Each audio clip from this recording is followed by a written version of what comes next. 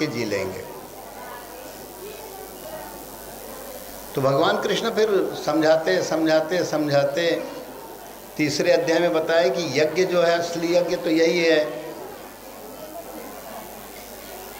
गुरु के द्वारा, सदगुरु के द्वारा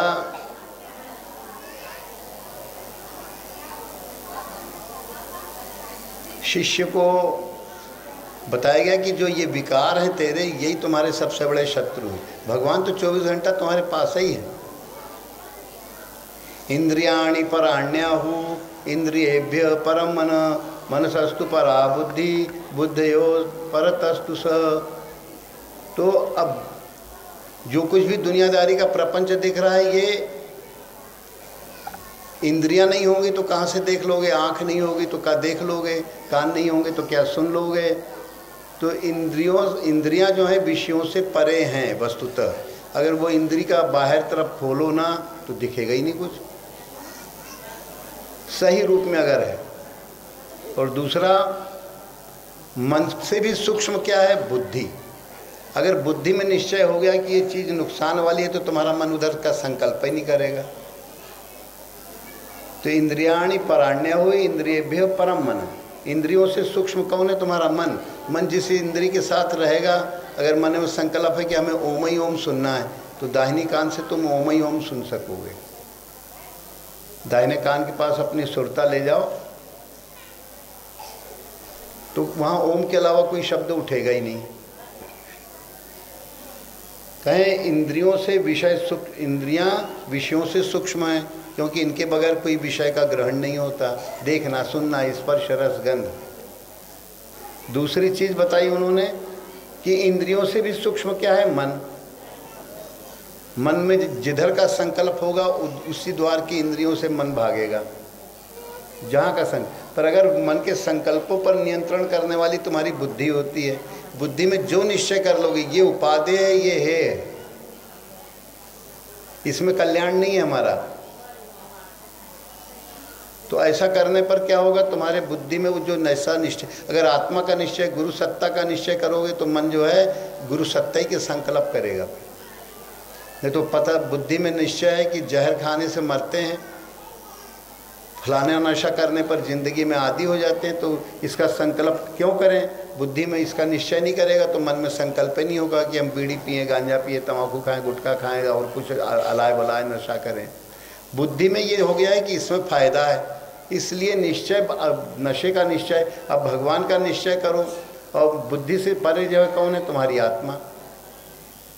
आत्म स्वरूप में स्थित जो सत्पुरुष हैं वो, या तुम्हारी आत्मा। पर आत्मा को तुम जानोगे नहीं, क्योंकि पैदा होते ही जो है रोना ही रोना लग गया। जगत के निश्चय बलवत्तर हो गए। इन जगत के निश्चयों के बलवत्तर होने के कारण तुम्हें उधर ही के संकल्प होते हैं और जगत को सच मान बैठे। और अगर कोई बहादुर है, गुरु महाराज का आश्रय लेकर के, हमारे गुरु महाराज को, उनके गुरु महाराज एक बार बोले कि जा तेरे छाती में बाल हो तो जा धारकुंडी में रहो। तो गुरु महाराज बड़े लघुता ते प्रभुता मिले, और प्रभुता ते प्रभु दूर। कहे गुरु महाराज हमारे अंदर बिल्कुल छाती में बाल नहीं, अगर आप की कृपा हो तो बाल न होंगे तो बल थोड़ी बाल देंगे, वो आपकी कृपा का बल हमको मिलेगा। तो गुरु महाराज आपकी कृपा होगी तो रह सकते, नहीं तो हम नहीं रह सकते। सरकार, बहुत पुरानी बात है, जब गुरु महाराज सन 56 में, धारकुंडी उत्तर प्रदेश मध्य प्रदेश की सीमा से लगा हुआ, 3 किलोमीटर उत्तर प्रदेश की सीमा है। तो गुरु महाराज हम लोग को बताया भी करे, गुरु महाराज कहे कि तेरी छाती में बाल हो तो जा धारकुंडी में रहो। वो शेरों की गुफा थी, शिकारियों का स्थान था, झरना भी बहता है, निर्माण कार्य नहीं था, कोई गुफा थी एक। तो गुरु महाराज का ये वचन सुन के, अच्छा ठीक है, जो ते कह रहे हो यही है, हम तुम्हें परखत रहे कि अगर तुम तेजी में कह दोगे हमारी छाती में बाल हैं, छाती के बाल कोई महत्व नहीं रखते। असली छाती मतलब हृदय में गुरु महाराज का बल अगर होगा तब तो बनेगा। छाती मतलब हृदय, और बल किसका, गुरु महाराज का। और गुरु महाराज का बल नहीं होगा तो फिर कुछ भी बुद्धि काम नहीं करेगी, बाहर बाहर बचकेगी। तो उनका कि महाराज हमारे छाती में बाहर से बाल हो भी, क्योंकि गुरु कहे अंदर से हमारे कोई हृदय में, हमारे यहाँ सब आध्यात्मिक रूप में समझाया जाता है। कहे छाती मने हृदय, हमारे हृदय में अब मैं तुझे जाने हो संसार। तो एक गोस्वामी जी का भजन है, थोड़ा सा एक दो लाइन। अब मैं तुझे जान्यो संसार, बांधि न सकै मोहि हरि को बल, प्रगट कपट आगार। तो तेरे लिए जन्म अनेक मैं, फिरत न पायो पार। मैं तुही अब जान्यो संसार।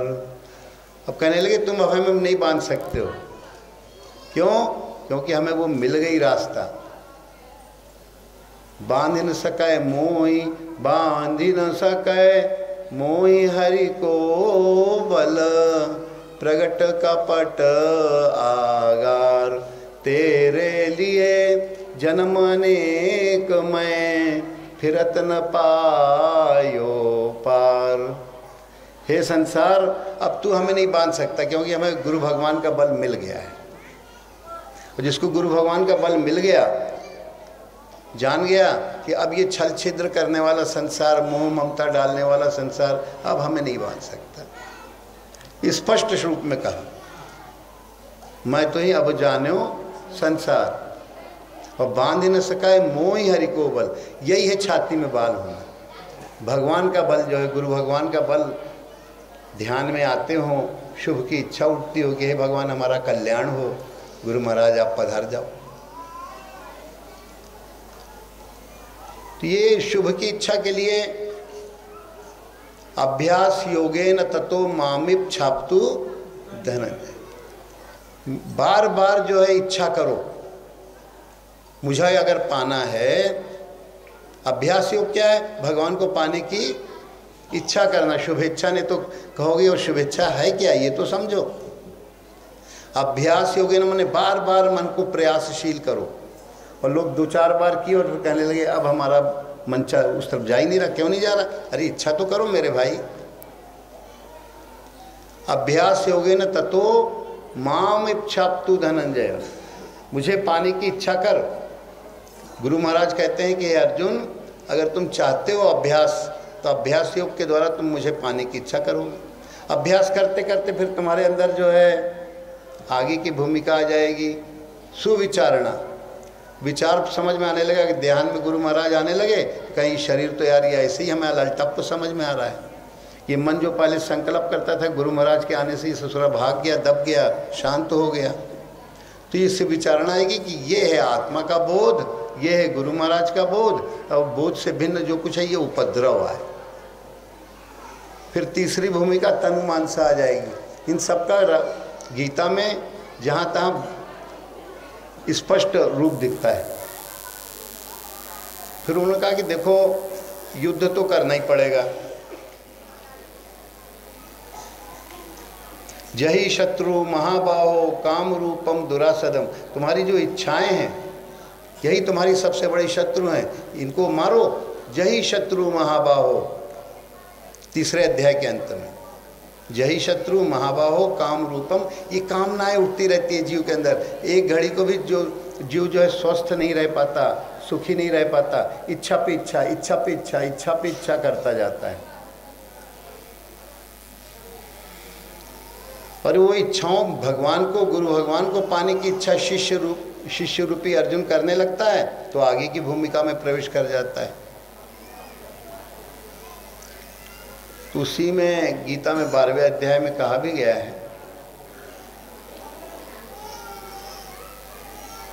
श्रेयो हि ज्ञानम अभ्यासात् ज्ञानात् ध्यानम विशिष्यते, ध्यानात् कर्म फल त्यागम, त्यागात् शांति निरंतरम। अगर तुम भगवान को पाने की इच्छा करोगे तो तुम्हारे अंदर विवेक ज्ञान आ जाएगा। और विवेक ज्ञान जब आ जाएगा इच्छा करते करते, तो भगवान का ध्यान भी सहज रूप में लगने लगेगा। ऐसा नहीं, सहज ध्यान हो जाएगा, सहज समाधि हो जाएगी। साधो सहज समाधि भली, आँख न मूंदू कान न रोंदू काया कष्ट न धारू। पहले इच्छा की, फिर उसके अंदर विवेक ज्ञान प्रकट हुआ, और अब तीसरी चीज मन जो है बड़ा कमजोर हो गया, तनु मानसा। क्षेत्र क्षेत्र योरेव मंत्रम ज्ञान चक्षुषा, ये दूसरा हो गया विचारणा। तो क्रम से वही विनय पत्रिका उसमें कहें वैराग्य संदीपने में कि श्रेयो ज्ञान अभ्यासात, ज्ञान अभ्यास करते करते जब उसकी अगली पराकाष्ठा क्या है, ज्ञान। और ज्ञान की पराकाष्ठा क्या है, अब तुम्हारे अंदर ज्ञान प्रकट हुआ, विज्ञान नहीं, तो विज्ञान माने ध्यान। जब तुम्हारे अंदर ध्यान प्रकट होने लगता है तो फिर साधक कहने लगता है अब मैं तो ही जाने हूँ संसार। हमारे गुरु महाराज कहे आप हृदय में रहेंगे, आप विराजे रहेंगे तो हमें छाती में बल रहेगा, हमारे और कोई बल हमारे पास नहीं है, यही बल है, आप ही का बल है, आपके नाम का बल है, आपके ध्यान का बल है, वही काम देगा गुरु भगवान। और ये हमारा बल कोई काम नहीं देगा, ये तो अहंकार पैदा करेगा। अगर कहेंगे ना हम जा सकते हैं, हम ऐसा कर सकते हैं, कहेंगे नहीं।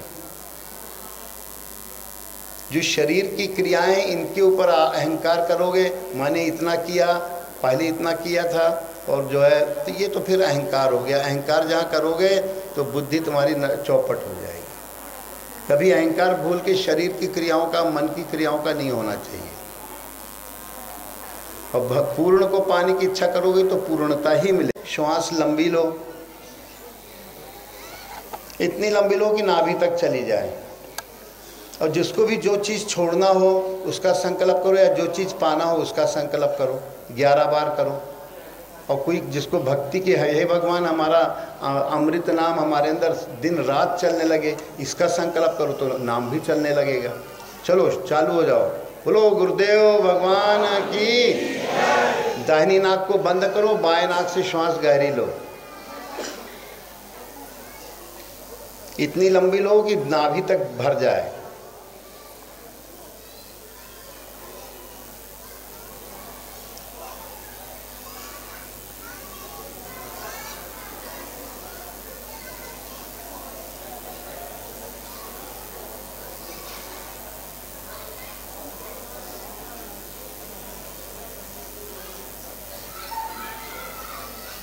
जितना संकल्प तीव्र होगा, आपकी जो इच्छा होगी 11 बार।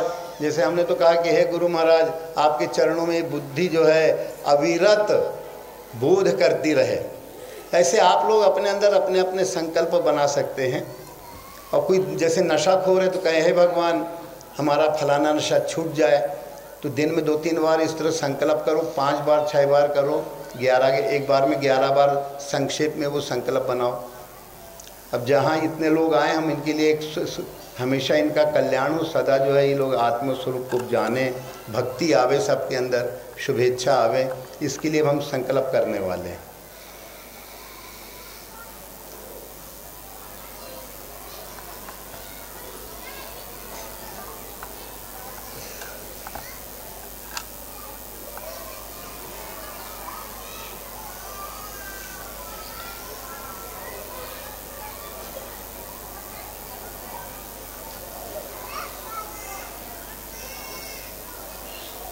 और जब श्वास छोड़ना हो तो दाहिनी नाक से धीरे धीरे छोड़ देना, बाएं से लो इतनी गहराई से, तो आपके सारे संकल्प अगर पुण्य बनता जाएगा तो पूरे होते जाएंगे।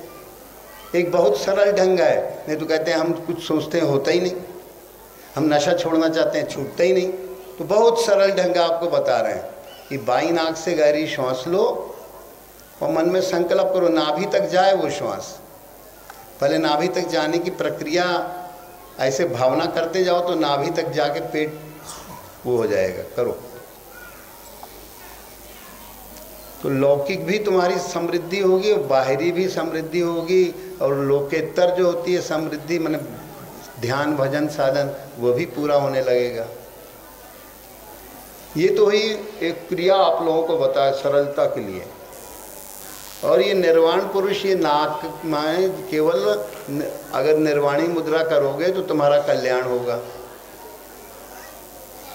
तो अर्जुन को उन्होंने ये गुप्त मंत्र बताया कि ओम का जाप करो। ओम का जाप करने से और इतना दृढ़ हो जाइए नहीं कि हाँ हमने एक सवेरे किया था, फालतू हो तो ओम का जाप ही करते रहो। अर्जुन बहुत डरा, पहला अध्याय भी डरपोकपने का है, दूसरे अध्याय में भी थोड़ा ऐसे आता है। कहते हैं कि ये ध्यान आपका करने से, भजन करने से हमारे दुनिया के जितने संबंध हैं ये मर रहे हैं। कोई बाहर युद्ध हुआ या नहीं हुआ वो तो आगे की चीज़ है, पर उन्होंने जो कुंजी की दी है वो यही बताती है कुंजी की जो है अब तुम्हारे शत्रु कौन है। आराम से जाओ सब लोग जिनको जाना है।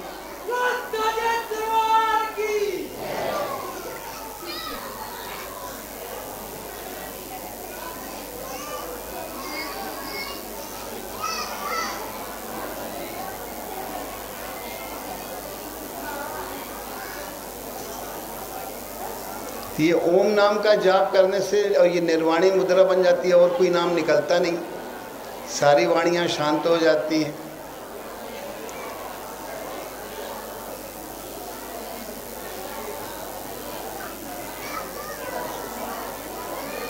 ये हल्ला गुल्ला करके ना उठो रे, आराम से उठते जाओ, हल्ला नहीं होना चाहिए।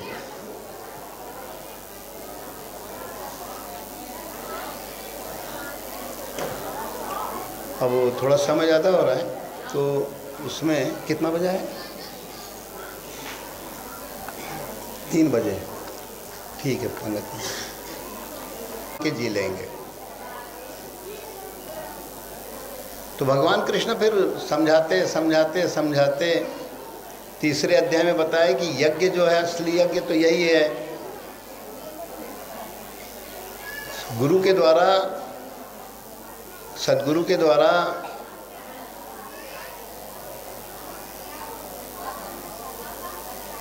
शिष्य को बताया गया कि जो ये विकार हैं तेरे, यही तुम्हारे सबसे बड़े शत्रु हैं। भगवान तो 24 घंटा तुम्हारे पास ही है। इंद्रियाणि पराण्याहु इंद्रियेभ्य परम मन, मनसस्तु परा बुद्धि, बुद्धयो परतस्तु स। तो अब जो कुछ भी दुनियादारी का प्रपंच दिख रहा है, ये इंद्रियां नहीं होंगी तो कहाँ से देख लोगे, आँख नहीं होगी तो क्या देख लोगे, कान नहीं होंगे तो क्या सुन लोगे। तो इंद्रियां जो है विषयों से परे हैं वस्तुतः। अगर वो इंद्री का बाहर तरफ खोलो ना तो दिखेगा ही नहीं कुछ, सही रूप में अगर है। और दूसरा, मन से भी सूक्ष्म क्या है? बुद्धि। अगर बुद्धि में निश्चय हो गया कि ये चीज़ नुकसान वाली है तो तुम्हारा मन उधर का संकल्प ही नहीं करेगा। तो इंद्रियाणि पराण्य हुई इंद्रियेभ्य परम मन। इंद्रियों से सूक्ष्म कौन है? तुम्हारा मन। मन जिस इंद्रिय के साथ रहेगा, अगर मन में संकल्प है कि हमें ओम ही ओम सुनना है, तो दाहिनी कान से तुम ओम ही ओम सुन सकोगे। दाहिने कान के पास अपनी सुरता ले जाओ तो वहाँ ओम के अलावा कोई शब्द उठेगा ही नहीं। कहें इंद्रियों से विषय, इंद्रियां विषयों से सूक्ष्म हैं, क्योंकि इनके बगैर कोई विषय का ग्रहण नहीं होता। देखना, सुनना, स्पर्श, रस, गंध। दूसरी चीज बताई उन्होंने कि इंद्रियों से भी सूक्ष्म क्या है? मन। मन में जिधर का संकल्प होगा उसी द्वार की इंद्रियों से मन भागेगा, जहाँ का संकल्प। पर अगर मन के संकल्पों पर नियंत्रण करने वाली तुम्हारी बुद्धि होती है, बुद्धि में जो निश्चय कर लोगे ये उपादेय है, ये है, इसमें कल्याण नहीं है हमारा, तो ऐसा करने पर क्या होगा? तुम्हारे बुद्धि में वो जो नैसा निश्चय, अगर आत्मा का निश्चय, गुरु सत्ता का निश्चय करोगे तो मन जो है गुरु सत्ता ही के संकल्प करेगा। नहीं तो पता बुद्धि में निश्चय है कि जहर खाने से मरते हैं, फलाना नशा करने पर जिंदगी में आदी हो जाते हैं, तो इसका संकल्प क्यों करें? बुद्धि में इसका निश्चय नहीं करेगा तो मन में संकल्प ही नहीं होगा कि हम बीड़ी पिए, गांजा पिए, तंबाकू खाएं, गुटखा खाएं और कुछ अलाय बलाय नशा करें। बुद्धि में ये हो गया है कि इसमें फ़ायदा है, इसलिए निश्चय, नशे का निश्चय। अब भगवान का निश्चय करो। और बुद्धि से परे जो है कौन है? तुम्हारी आत्मा। आत्म स्वरूप में स्थित जो सत्पुरुष हैं वो, या तुम्हारी आत्मा। पर आत्मा को तुम जानोगे नहीं, क्योंकि पैदा होते ही जो है रोना ही रोना लग गया। जगत के निश्चय बलवत्तर हो गए। इन जगत के निश्चयों के बलवत्तर होने के कारण तुम्हें उधर ही के संकल्प होते हैं और जगत को सच मान बैठे। और अगर कोई बहादुर है, गुरु महाराज का आश्रय लेकर के, हमारे गुरु महाराज को उनके गुरु महाराज एक बार बोले कि जा तेरे छाती में बाल हो तो जा धारकुंडी में रहो। तो गुरु महाराज बड़े लघुता ते प्रभुता मिले और प्रभुता ते प्रभु दूर। कहे गुरु महाराज हमारे अंदर बिल्कुल छाती में बाल नहीं है, अगर आप की कृपा हो तो बाल न होंगे तो बल थोड़ी बाल देंगे, वो आपकी कृपा का बल हमको मिलेगा। तो गुरु महाराज आपकी कृपा होगी तो रह सकते, नहीं तो हम नहीं रह सकते। सरकार बहुत पुरानी बात है, जब गुरु महाराज सन 56 में धारकुंडी उत्तर प्रदेश मध्य प्रदेश की सीमा से लगा हुआ 3 किलोमीटर उत्तर प्रदेश की सीमा है। तो गुरु महाराज हम लोग को बताया भी करे, गुरु महाराज कहे कि तेरी छाती में बाल हो तो जा धारकुंडी में रहो। वो शेरों की गुफा थी, शिकारियों का स्थान था, झरना भी बहता है, निर्माण कार्य नहीं था, कोई गुफा थी एक। तो गुरु महाराज का ये वचन सुन के अच्छा ठीक है, जो ते कह रहे हो यही है, हम तुम्हें परखत रहे कि अगर तुम तेजी में कह दोगे हमारी छाती में बाल हैं, छाती के बाल कोई महत्व नहीं रखते।